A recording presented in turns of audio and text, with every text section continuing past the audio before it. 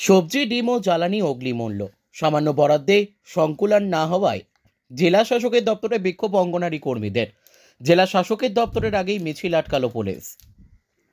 সবজি, ডিম ও জ্বালানির দাম অগ্নিমূল্য, কিন্তু শিশু ও প্রসূতি মায়েদের রান্না করা খাবার দেওয়ার জন্য বরাদ্দ নামমাত্র টাকা। সেই টাকাও বকেয়া পড়ে রয়েছে মাসের পর মাস। একদিকে বরাদ্দ বৃদ্ধি, অন্যদিকে বকেয়া টাকা দ্রুত মেটানোর দাবিতে এবার আন্দোলনের পথে নামলেন বাঁকুড়া জেলার অঙ্গনারী কেন্দ্রের কর্মী সহায়িকারা।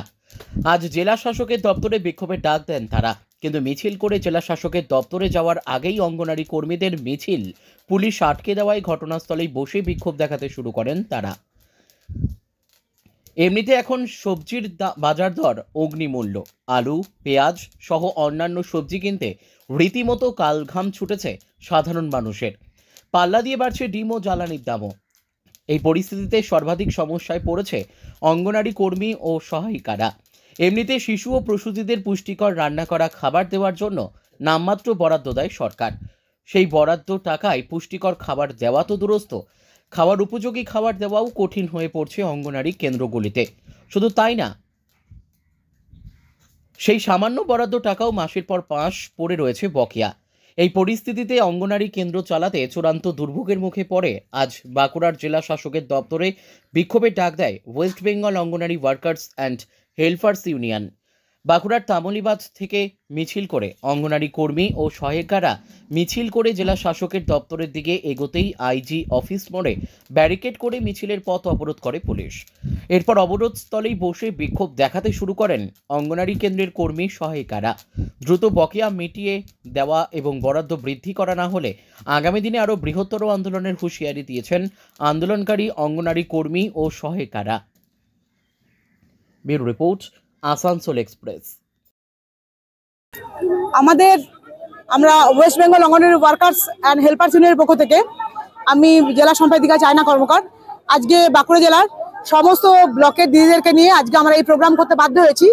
তার কারণ সরকার আমাদেরকে যে দায়িত্ব দিয়েছে, যে মা শিশুর দায়িত্ব দিয়েছে, যে সেন্টার চালানোর জন্য ওনারা যে ডিম, সবজি, জ্বালানি পান, মানে যেটাতে আমরা রান্না বান্না করি, এখন দেখা যাচ্ছে বাজার দর অনুযায়ী ডিমের যে দাম সরকার আমাদেরকে দিচ্ছে 6.5 টাকা, অথচ বাজারে দাম আছে 7 টাকা, মানে 50 পয়সার একটা ঘাটতি। শুধু তাই নয়, আমরা দীর্ঘদিন ধরে আমাদেরকে সেন্টার এইভাবে চালাতে হয়, আমরা আগে চালিয়ে রাখি, তারপর সরকার আমাদেরকে টাকা দেয়। মানে মে মাস, জুন মাস হয়ে গেল, 2 মাস হয়ে গেল আমাদের কর্মী দিদিরা সেন্টার চালিয়ে রেখেছে, সরকার কিন্তু কোনো টাকা দেয়নি। 2 মাস হয়ে গেছে, মানে আমাদের যে দোকানদাররা যারা ধারে মাল দেন তারা কিন্তু এই মুহূর্তে আর মাল দিতে চাইছেন না।